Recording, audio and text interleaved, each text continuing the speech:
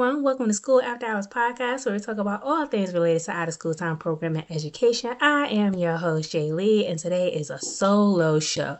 It is our reflection episode for the year of 2023. So, let me give you the lowdown. I have absolutely no plan. Let me start there. I have absolutely no plan. Like, I tried to sit down and really, really think about the things that I wanted to say during this episode, like pinpoints. I was like, okay, put myself in the mindset of if I was on site, if I was doing this activity with the students, what would I do? I was like, maybe we go over highs and lows and then talk about changes that we may want to make in the new year. Maybe we'd go ahead and highlight our highs and, just embrace those things before transitioning into the next year and then talk about some things that we want to change. All the things, all the things. But when it came to putting it down on paper of what I wanted, identifying my highs, what my lows or what my valleys may have been, and then the changes that I wanted to see, I got nothing.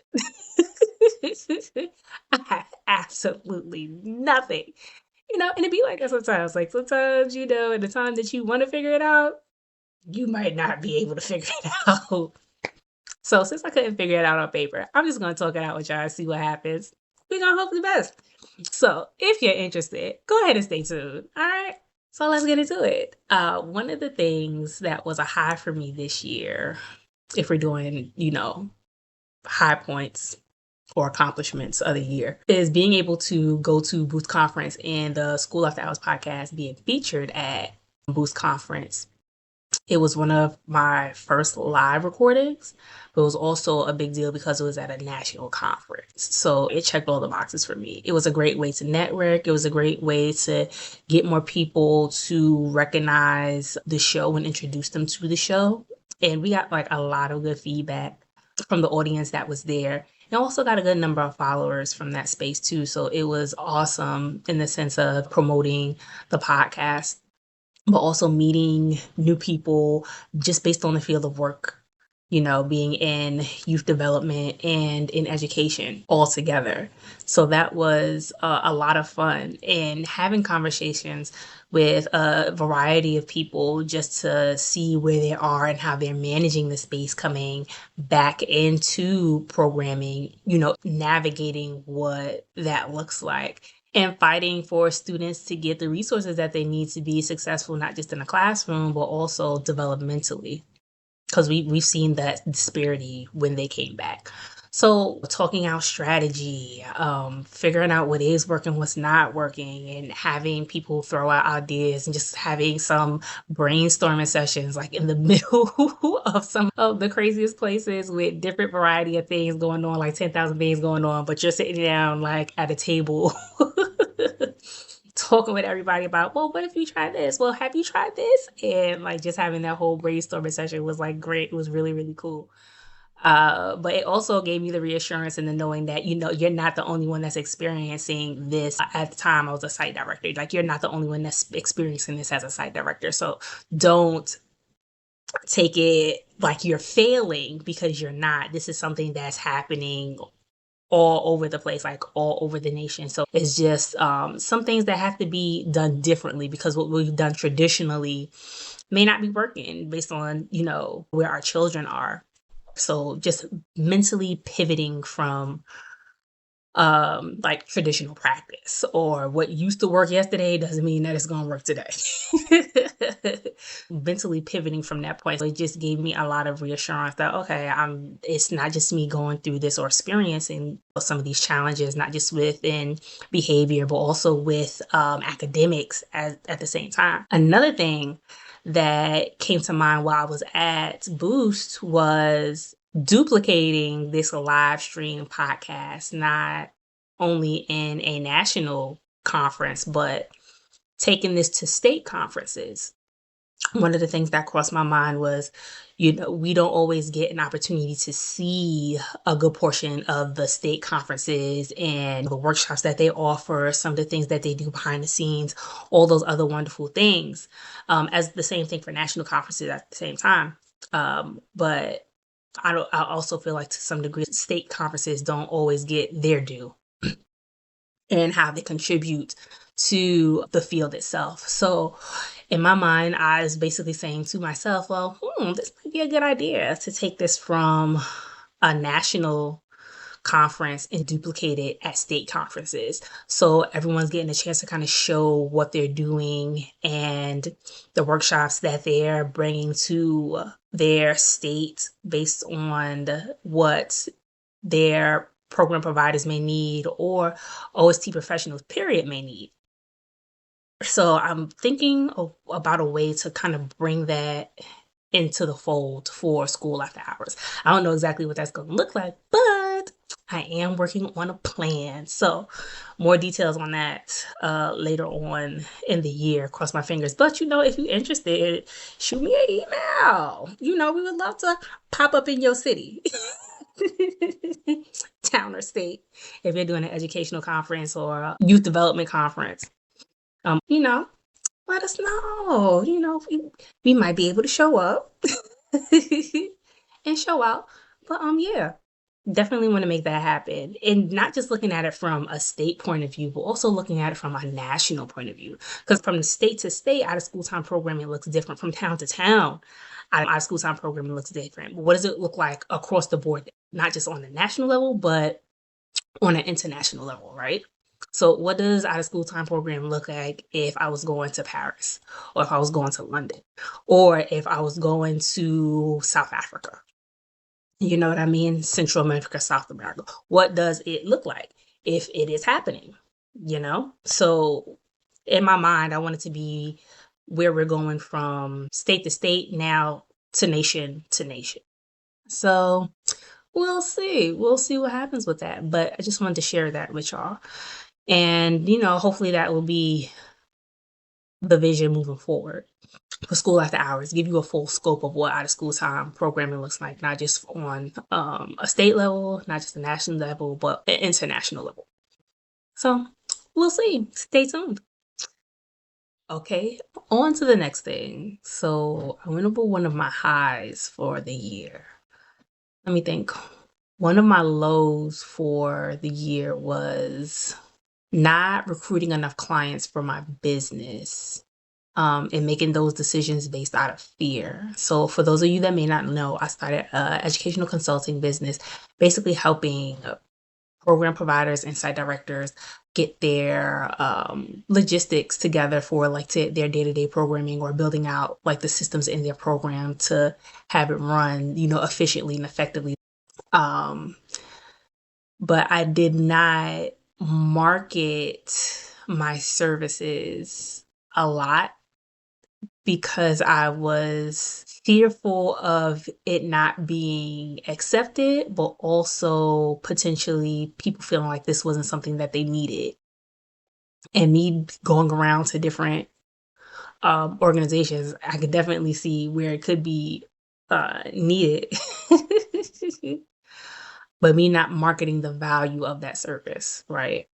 I feel like that's where I fell short because of my concerns about, well, what would people think? What if it's not needed? What if it's not profitable, right?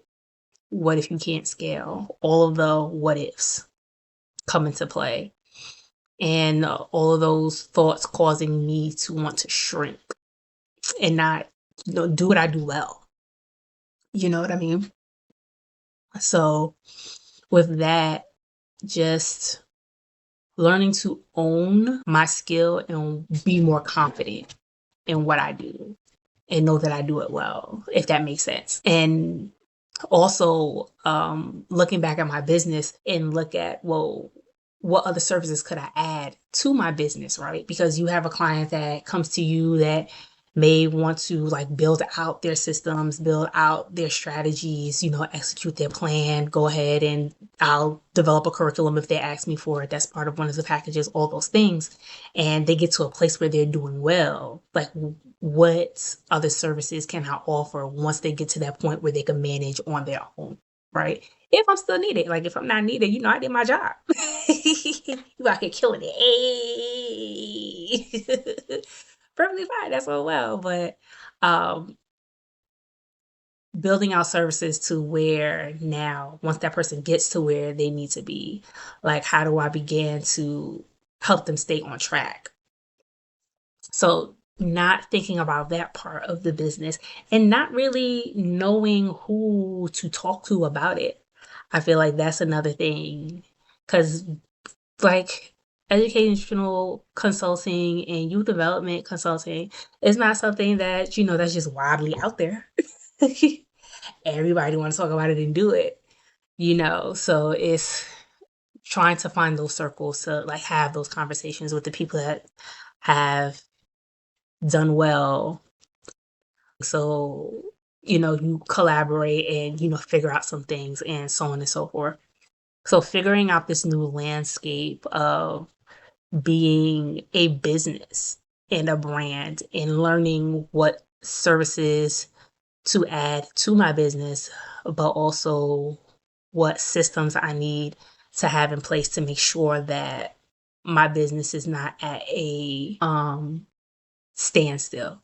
We're always at a place where we're not just sustaining, but we're at a place of growing as well. So I wish I would not have played into or let my fear of failure and my fear of rejection keep me small, if that makes sense. So that's where I felt like I fell short. Ooh, ooh, boy, that was a lot. So down to the last one, change. One of the changes that I definitely want to make in the new year is not letting work consume my time, right? I've been a workaholic forever. And as I'm getting older, I'm just realizing like a lot of the things that I miss because I put work over a lot of, other things that's going on in my life and getting down to the root of why that is, right? And mostly getting down to it is a survival mentality for me, which I'm realizing. I work so that I can have. But there's more to life than work. You know what I mean? So as I'm getting older, as I'm realizing different things, I want more time and more space to spend time with family, go to different functions, and just altogether experience life. Because at the end of the day, when they're putting you in the dirt and um, at the end of the day, when they're putting dirt over your casket and you're reflecting over your life, what is one of the things that you want to say? That I worked real hard? That's great. It's amazing. That's wonderful. But like what was you doing with your time is one of the things that comes to my mind. What was you doing with your time? But what was you doing with your life? That impacted, influenced, touched other people around you, and what impression did you leave on others? So that's what my mind is processing, I guess, now. And in this new chapter, I want to be able to experience the things. Do all things, travel, be at massive family functions because family is a big thing for me, and a lot of the things that I missed out on was because of having to work all the time just to make sure that ends would meet, but um, financial reasons as well because money just wouldn't come together. So I want to be in a space where I'm enjoying the small things as well as the big things, as well as the people that are around me that consistently pour into me and making space for new people to come in at the same time. And, add to the life that I'm trying my best to live and the abundance that I'm trying to create. And so, yeah, like definitely going into the year, I just want to reprogram my mind to put work down and experience life and love on more the people that are around me and that I keep close to me. So, yep, definitely what I want to go. Definitely, that's what I am making a top priority for the up and coming year. That's it. Well, everyone, that brings us to the end of our show. Thank you for spending this time with me and helping me get through it because I definitely did not have a plan. So thank you for allowing me to talk it out so I could figure it out because I had absolutely nothing when I first started this recording. But it's like that sometimes, you gotta roll with it. It can't always be scripted. So with that being said, hopefully you enjoyed. So go ahead and hit that like button and think about subscribing to be part of our community as well. You'll get a chance to see a good portion of the releases that we are going to have in the up and coming year. We're going to be doing some more site tours to give you a different perspective of different sites and different programs that are out in the Richmond community. And also, we'll be releasing some more dope content around different conversations that's taking place in the education and youth development space. So make sure that you subscribe. All right, y'all. I hope that you enjoy your holiday. I hope that you all will enjoy bringing in the new year, all the wonderful things. Be safe, take care of yourselves, and also take care of the people around you. With that being said, in the words of Mr. Arthur Ashe, start where you are, use what you have, do what you can. Until next time, y'all. Bye-bye.